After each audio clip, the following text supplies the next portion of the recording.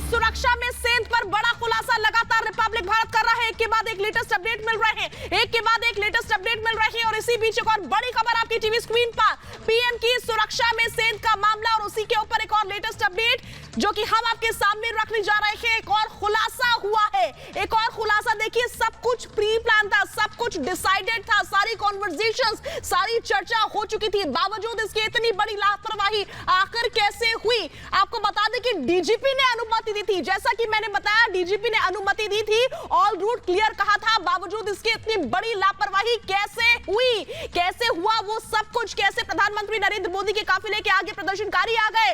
आखिर क्यों प्रधानमंत्री नरेंद्र मोदी को 20 मिनट तक रुकना पड़ा? ये सब सवाल इसी खबर की बात से बिल्कुल खड़े हो जाते हैं। बिल्कुल, और सबसे बड़ी बात यह कि एसएसपी बठिंडा उस पूरे काफिले को एनरूट करते हैं और उस पूरे काफिले का नेतृत्व कर रहे थे। तो सवाल यही खड़ा होता है कि जब डीजीपी परमिशन दे देते हैं, स्थानीय पुलिस को जानकारी होती है, रूट के साथ वो चलते हैं, तो फिर 20 मिनट तक काफिला कैसे रुका रहा?